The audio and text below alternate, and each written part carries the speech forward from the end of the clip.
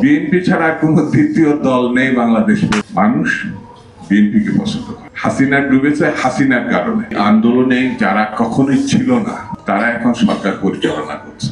একটা মামলা তাদের গণতন্ত্র চাওয়ার কারণে, রাস্তায় মিছিল করার কারণে, শুধু ডক্টর ইউনূস বা তার উপদেষ্টাদের কথা বলছি না, তারা সরকার পরিচালনা করছে, তাদের কারণে হয়েছিল। তার জন্য আপনাদেরকে আমি সমালোচনা করছি। ভালো কাজ একটা করে যান, ইতিহাসে আপনাদের স্বর্ণাক্ষরে আপনাদের নাম থাকবে। সেটা হচ্ছে একটা নির্বাচন দেন।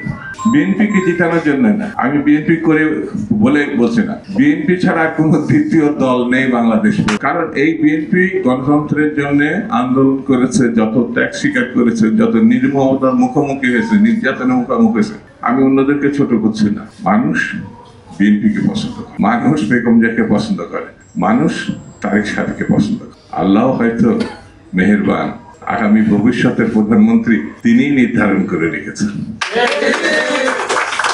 সেটা বিএনপির মধ্যে থেকেই আসবে। আমরা আবার রাস্তায় যেতে চাই না। আমরা ধৈর্যের সঙ্গে, আমাদের নেতা বলেছেন, ধৈর্যের সঙ্গে আমাদের অপেক্ষা করছে। আমরা ধৈর্যের সঙ্গে অপেক্ষা। হাসিনা ডুবেছে হাসিনার কারণে, কোথায় যে গেছে আমরা খুঁজেও পাচ্ছি। সেই জন্য এই সরকারকে বলবো, সামগ্রিক ইতিহাস বিশ্লেষণ করে আপনি যত তাড়াতাড়ি নির্বাচন দিবেন, সরকারেরও মান সম্মান থাকবে, দেশেরও মান সম্মান থাকবে, দেশের বিশৃঙ্খলা হাত থেকে বাংলাদেশ রক্ষা পাবে। এটাই আমি প্রত্যাশা করি, বিএনপি প্রত্যাশা করে, মানুষ প্রত্যাশা করে। শাসনকালের সময় তারা ভোট দিতে পারে নাই, তার পছন্দের প্রার্থীকে, পছন্দের দলকে, পছন্দের মার্কাকে তারা ভোট দিতে পারে নাই। শেখ হাসিনার পতনের পর, শেখ হাসিনা পালিয়ে যাওয়ার পর দেশের মানুষ স্বাভাবিক কারণে ভাবতে বসেছিল যে এবার সেই দিনটা এসেছে।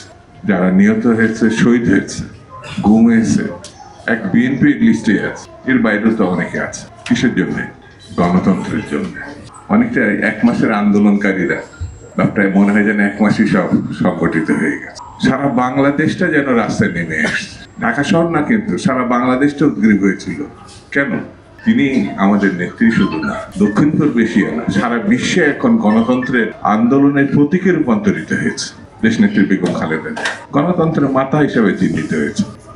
কত মারাই গেছে নির্যাতনের কারণে, তাকে হত্যা করা হয়েছে। তারেক সাহেবকেও একই পথে, মানে উপর থেকে ফেলে দাও। আল্লাহ মেহেরবান, তাকে রক্ষা করো।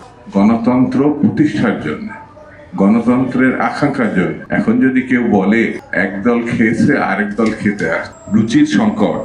আবার কেউ বলবে আমরা তো গণভ্যুত্থান কোন দলকে ক্ষমতা আনার জন্য করি নাই। বিভিন্ন ভাবে আমরা পত্রিকার মাধ্যমে, আমি তাদের সমালোচনা করতে চাই। তারা বাংলাদেশকে হতাশ করেছে, তারা বাংলাদেশের রাজনৈতিক আন্দোলনকে বিতর্কিত করে।